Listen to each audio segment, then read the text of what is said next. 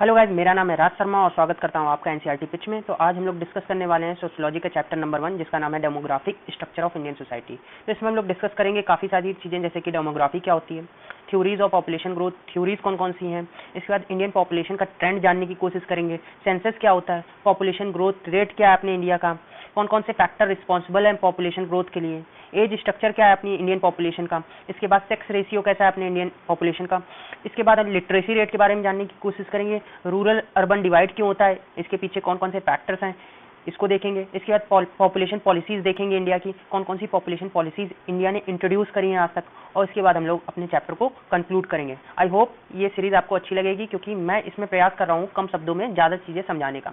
तो चलिए चैप्टर को स्टार्ट करते हैं डेमोग्राफी के इंट्रोडक्शन से। डेमोग्राफी क्या होती है? एक तरीके की सिस्टमैटिक स्टडी होती है पॉपुलेशन की, including it's size, structure, distribution. मतलब पॉपुलेशन किस तरीके से डिस्ट्रीब्यूट है, उसका स्ट्रक्चर कैसा और उसका साइज कैसा है, इसको हम लोग डेमोग्राफी कहते हैं। इसके लिए 3 फैक्टर रिस्पॉन्सिबल होते हैं। पहला फैक्टर है बर्थ रेट, दूसरा डेथ रेट, तीसरा माइग्रेशन। ठीक है, ये तीनों फैक्टर डेमोग्राफी के लिए रिस्पॉन्सिबल होते हैं। डेमोग्राफी क्या करती है? डेमोग्राफी हमारी गवर्नमेंट को मदद करती है नई नई पॉलिसी बनाने में, ताकि वो ज़्यादा लोगों को बेनिफिट पहुंचा सके। ठीक है, demography help government and institution plan for social and economic policies. ठीक है, जो भी नई पॉलिसी बनती है हमारे देश में, वो हमारी डेमोग्राफी को देख के बनाई जाती है। अब बात करें थ्योरीज की, तो थ्योरीज कौन कौन सी है पॉपुलेशन ग्रोथ की? तो पहली थ्योरी आ जाती है माल्थूनियन थ्योरी। ठीक है, तो इस थ्योरी को किसने इंट्रोड्यूस किया था? जाहिर सी बात है, थॉमस माल्थ्यूज ने इंट्रोड्यूस किया था।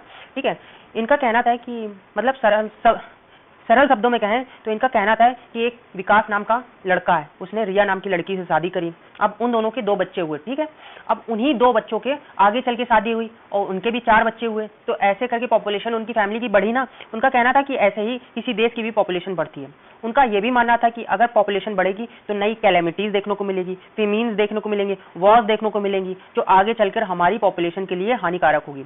पर हर थ्योरी के कोई ना कोई क्रिटिसिज्म होते हैं। इनकी थ्योरी के क्रिटिसिज्म क्या थे कि ये टेक्नोलॉजिकल एडवांसमेंट को समझ नहीं पाए थे। इनका मतलब जो मानना था, इनकी जो थ्योरी थी वो उस समय के लिए तो चलो वैलिड थी, पर आने वाले समय के लिए इनकी थ्योरी वैलिड नहीं हो पाई, क्योंकि टेक्नोलॉजिकल, जाहिर सी बात है, टेक्नोलॉजी बढ़ेगी, उसका एडवांसमेंट होगा, इसलिए इनकी थ्योरी उसके लिए वैलिड नहीं थी। इसके बाद बात करें तो दूसरी थ्योरी हमारी डेमोग्राफिक ट्रांजिशन थ्योरी। इस थ्योरी में 4 स्टेजेस को सजेस्ट किया गया है। ठीक है, स्टेज 1, स्टेज 2, स्टेज 3, स्टेज 4। ठीक है, तो 4 स्टेजेस हमें देखने को मिलते हैं इस थ्योरी में। पहला स्टेज प्री इंडस्ट्रियल सोसाइटी के बारे में बात करता है। प्री इंडस्ट्रियल सोसाइटी मतलब जहाँ पे टेक्नोलॉजिकल एडवांसमेंट नहीं था, जहाँ पे इंडस्ट्रीज नहीं सेटअप हुई थी, मतलब प्रिमिटिव टाइप की सोसाइटी थी, पुराने तरीके से जो लोग रहते थे। तो इसमें क्या था, हाई बर्थ रेट देखने को मिलता था और हाई डेथ रेट देखने को मिलता था। मतलब लोग जीते भी लोग जन्म भी ज्यादा लेते थे और मरते भी ज्यादा थे, क्योंकि टेक्नोलॉजिकल एडवांसमेंट तो था नहीं जो लोगों की जान बचाई जाने लगे।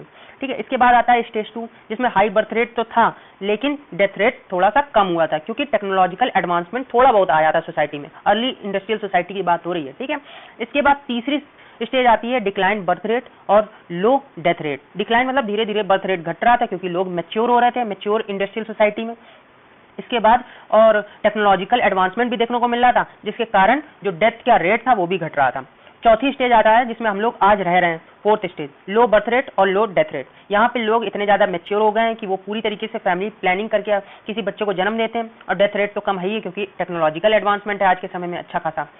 इसके बाद बात करें इंडिया पॉपुलेशन ट्रेंड, इंडिया की पॉपुलेशन का ट्रेंड कैसा है? तो इंडिया की जो पॉपुलेशन है वो इंडिपेंडेंस के बाद धीरे धीरे बढ़ रही है। ये किससे पता चलता है हमें? तो ये हमें सेंसस के जरिए पता चलता है। अब ये सेंसस क्या होता है? सेंसस एक प्रोग्राम होता है जो गवर्नमेंट द्वारा रन करवाया जाता है। ये हर 10 साल में हमें डाटा निकाल के देता है हमारी डेमोग्राफी के बारे में, मतलब लोग कैसे रह रहे हैं, कौन कौन से एज के लोग रह रहे हैं हमारे देश में, कौन कौन से फैक्टर हैं रिस्पॉन्सिबल जो पॉपुलेशन को बढ़ावा दे रहे हैं। ठीक है, लिटरेसी रेट क्या है देश का, मतलब लोग कितने पढ़े लिखे हैं, कितने कौन कौन से एरियाज हैं जहाँ पे कम लोग रह रहे हैं, कहाँ ज्यादा लोग रह रहे हैं, कैसे कैसे लोग रह रहे हैं, ये सारी चीजें हमें सेंसस के जरिए पता चलती है। तो ये हर 10 साल में हमें डाटा निकाल के देता है। इंडिया की पॉपुलेशन के कई सारे कैरेक्टरिस्टिक्स हैं, जैसे कि इंडिया की पॉपुलेशन लार्ज है, 1.3 बिलियन पीपल की पॉपुलेशन है। यूथफुल पॉपुलेशन है, मतलब यहाँ पे यंग लोग ज्यादा हैं। ठीक है, जो वर्किंग एज के लोग हैं वो ज्यादा हैं। अनइवन डिस्ट्रीब्यूशन है पॉपुलेशन का, मतलब उत्तर प्रदेश, बिहार जैसे जो कुछ राज्य हैं जहाँ पे ज्यादा पॉपुलेशन देखने को मिलती है, ओवर क्राउडिंग देखने को मिलती है, वहीं सिक्किम और गोवा जैसे भी राज्य हैं जहाँ पे कम पॉपुलेशन देखने को मिलती है। तो पॉपुलेशन हमारी अनइवन तरीके से डिस्ट्रीब्यूट है। चौथे फैक्टर की बात करें, पॉपुलेशन ग्रोथ रेट। ठीक है, पॉपुलेशन ग्रोथ रेट की बात करिए तो 1980 के बाद से जो हमारी पॉपुलेशन है वो घट रही है, धीरे धीरे मतलब कम हो रही है। पर अभी भी हमारी जो पॉपुलेशन है वो डेवलप कंट्रीज से ज्यादा है, मतलब अमेरिका, ब्रिटेन जैसी जो डेवलप कंट्रीज हैं उनसे ज्यादा हमारी पॉपुलेशन है। अब कौन कौन से फैक्टर्स हैं हमारी पॉपुलेशन को बढ़ावा देने के लिए? तो पहला फर्टिलिटी रेट। फर्टिलिटी रेट क्या होता है? एक महिला अपने पूरे जीवन काल में कितने बच्चों को जन्म देती है, इसको हम लोग फर्टिलिटी रेट कहते हैं। इन्फेंट मोर्टेलिटी रेट, मतलब 1000 बच्चे जो जन्म ले रहे हैं एक साल में, उनमें से कितने बच्चे जी रहे हैं और कितने बच्चे मर रहे हैं, इनको हम लोग इन्फेंट मोर्टेलिटी रेट में कहते हैं। लाइफ एक्सपेक्टेंसी, मतलब लोगों की इच्छा कितनी है जीने की। और माइग्रेशन चौथा फैक्टर है जो हमारी पॉपुलेशन ग्रोथ को बढ़ावा दे रहा है। इसके बाद बात करें तो age structure of Indian society population. तो इंडियन पॉपुलेशन का एज स्ट्रक्चर कहता है। तो हर देश में 3 प्रकार के लोग पाए जाते हैं, पहले बच्चे, दूसरे वर्किंग एज के लोग और तीसरे बूढ़े लोग। तो हमारे देश में भी 3 प्रकार के लोग पाए जाते हैं, बच्चे, बूढ़े और जवान। ठीक है। डेमोग्राफिक डिविडेंड की बात करी जाए तो हमारी जो पॉपुलेशन है वो ज्यादातर यूथफुल है, जिसके कारण हमारे पास अपॉर्चुनिटी है इकोनॉमिक ग्रोथ के लिए। पर इसके साथ ही हमारे पास कुछ चैलेंजेस भी हैं, जैसे कि हम उस यूथ को एम्प्लॉय नहीं कर पा रहे हैं, एम्प्लॉयमेंट नहीं पहुंचा पा रहे हैं। स्किल डेवलपमेंट के लिए कोई पॉलिसी नहीं बनाती सरकार जिसके जरिए यूथ को एम्प्लॉयमेंट मिल पाए और हम लोग अपनी इकोनॉमी को बूस्ट कर सकें। इसके बाद बात करें सेक्स रेशियो की, तो सेक्स रेशियो क्या होता है? 1000 पुरुषों में कितनी महिलाएं हैं एक देश में, उसको हम लोग सेक्स रेशियो कहते हैं। इंडिया के सेक्स रेशियो की बात करें तो 933 फीमेल्स हैं पर 1000 मेल्स में। ठीक है। तो 1000 पुरुषों में 933 फीमेल्स हैं हमारे इंडिया में। अब रीजंस इसके क्यों है, मतलब इतनी फीमेल्स कम क्यों है?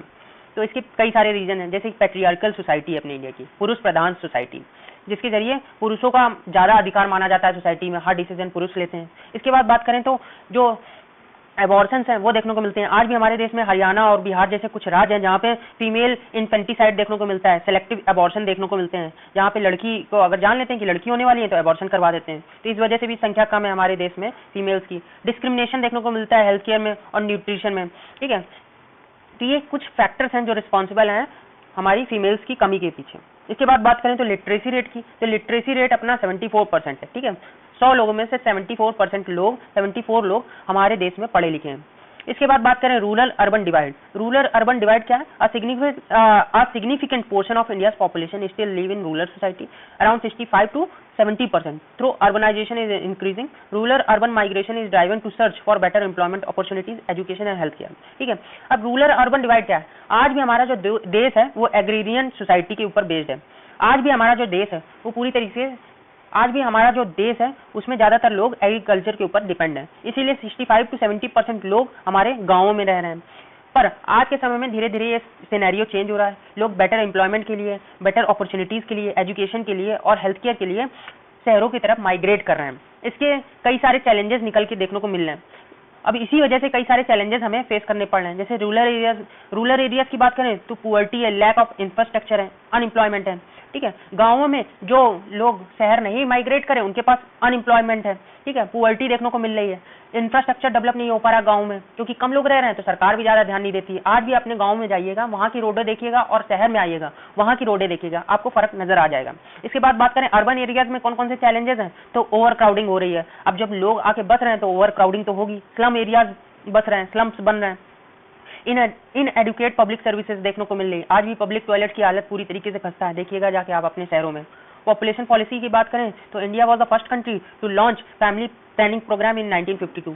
इंडिया पहला कंट्री बना जिसने फैमिली प्लानिंग प्रोग्राम को लॉन्च किया 1952 में। ठीक है। अब इसके जरिए इंडिया ने अवेयरनेस कैंपेन को इंट्रोड्यूस किया फैमिली प्लानिंग की।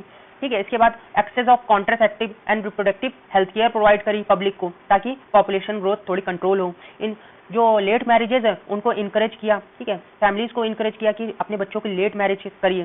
पहले के समय में क्या हो जाता था, चाइल्ड मैरिज हो जाती थी, जिसके जरिए पॉपुलेशन और जल्दी बढ़ती थी। आज के समय में सरकार ने प्रावधान बना दिया है कि 18 साल से पहले कोई बच्चा शादी नहीं कर सकता। ठीक है। इसके बाद चौथा फैक्टर आ जाता है नेशनल पॉपुलेशन पॉलिसी। इंडिया ने नेशनल पॉपुलेशन पॉलिसी को इंट्रोड्यूस किया 2000 में, जिसका एम था स्टेबल पॉपुलेशन को अचीव करना 2045 तक। ठीक है। तो यहाँ पे हमारा चैप्टर होता है खत्म। अब हम लोग चैप्टर को थोड़ा कंक्लूड करें तो India's demographic structure presented both opportunities and challenges. ठीक है। जो इंडिया की डेमोग्राफी है वो हमें अपॉर्चुनिटी भी देती है और चैलेंजेस भी उसके साथ ही हैं, क्योंकि हमारी जो डेमोग्राफी है वो ज्यादातर यूथफुल है। ठीक है। जिसकी वजह से यूथ को प्रॉपर तरीके से यूटिलाइज नहीं कर पा रही सरकार, उनको एम्प्लॉयमेंट नहीं प्रोवाइड कर पा रही, जिसके कारण चैलेंजेस देखने को मिलते हैं। A large youthful population offered potential for economic growth. हमारे पास पोटेंशियल तो है इकोनॉमिक ग्रोथ की, पर उसके लिए हमारे पास पॉलिसीज नहीं है। But addressing issues like unemployment, skill development and gender imbalance is a crucial for inclusive development. ठीक है। कई सारे फैक्टर्स हैं जो रिस्पॉन्सिबल हैं हमारी इकोनॉमिक ग्रोथ ना होने के कारण, जैसे कि अनएम्प्लॉयमेंट, स्किल डेवलपमेंट नहीं हो पा रहा है, और जेंडर इम्बैलेंस देखने को मिलता है। इसके बाद बात करें तो पूरे चैप्टर में कौन कौन से टर्म्स इंपॉर्टेंट है एग्जाम के पॉइंट ऑफ व्यू से, तो सेंसस इंपॉर्टेंट है, सेक्स रेशियो इंपॉर्टेंट है, सेंसस एक प्रोग्राम होता है जो सरकार द्वारा रन करवाया जाता है, फर्टिलिटी रेट इंपॉर्टेंट है, infant mortality rate, life expectancy और लास्ट फैक्टर माइग्रेशन इंपॉर्टेंट है पूरे चैप्टर के लिए। तो यहाँ पे ये वीडियो होता है खत्म। अगर वीडियो आपको अच्छा लगा हो तो लाइक कर दीजिएगा। मिलते हैं नेक्स्ट वीडियो में।